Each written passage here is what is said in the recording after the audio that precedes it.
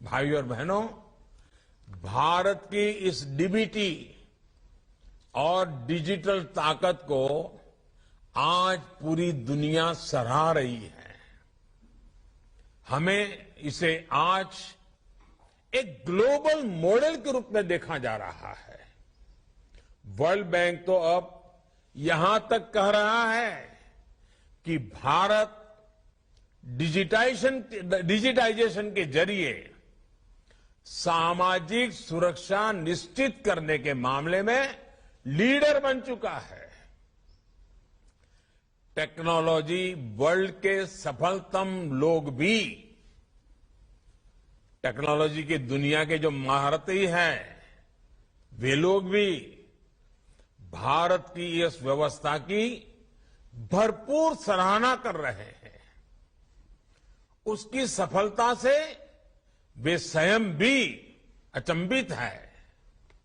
भाइयों और बहनों, आप कल्पना करिए, जब डिजिटल भागीदारी और आर्थिक भागीदारी की इतनी ताकत है, तो दोनों की 100% क्षमता के इस्तेमाल से हम अपने देश को किस ऊंचाई तक ले जा सकते हैं।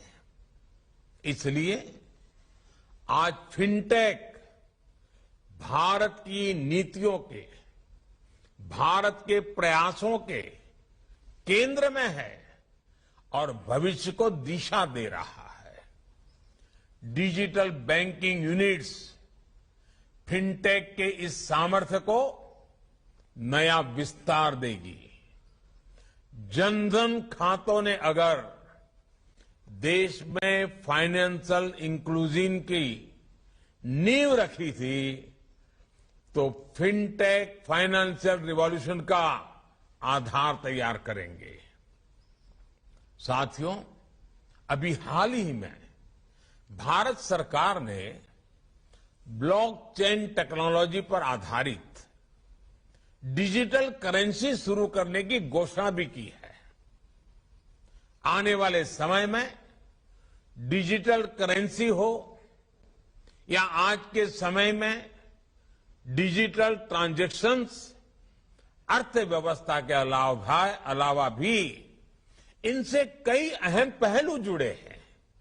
उदाहरण के तौर पर करेंसी छापने में जो खर्च आता है, देश का वो पैसा बचता है। करेंसी के लिए पेपर और इंक हमें विदेशों से मंगाते हैं। डिजिटल इकोनॉमी के जरिए हम इससे भी बच रहे हैं। ये एक अलग तरह से आत्मनिर्भर भारत में भारत की बैंकिंग सेक्टर का, हमारे आरबीआई का बहुत बड़ा योगदान मैं मानता हूं। साथ ही कागज की खपत कम होने से पर्यावरण को भी एक बड़ा लाभ होगा। साथियों, बैंकिंग आज वित्तीय लेन देन से कहीं आगे बढ़कर गुड गवर्नेंस और बेटर सर्विस डिलीवरी का भी एक माध्यम बन चुकी है। आज इस व्यवस्था ने प्राइवेट सेक्टर और लघु उद्योगों के लिए भी ग्रोथ की असीम संभावनाओं को जन्म दिया है। आज भारत में ऐसा शायद ही कोई क्षेत्र हो जिसमें टेक्नोलॉजी के जरिए प्रोडक्ट और सर्विस डिलीवरी एक नया स्टार्टअप इकोसिस्टम न बन रहा हो।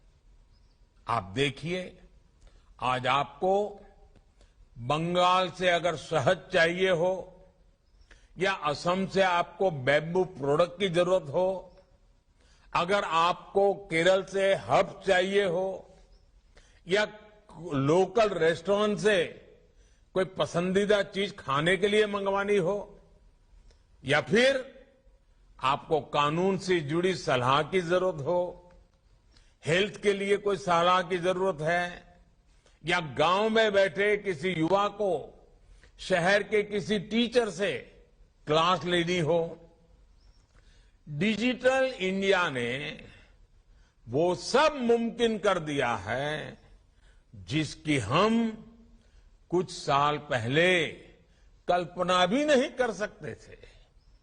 साथियों, डिजिटल इकोनॉमी आज हमारी इकोनॉमी भी और हमारे स्टार्टअप वर्ल्ड की भी मेक इन इंडिया और आत्मनिर्भर भारत की बहुत बड़ी ताकत है।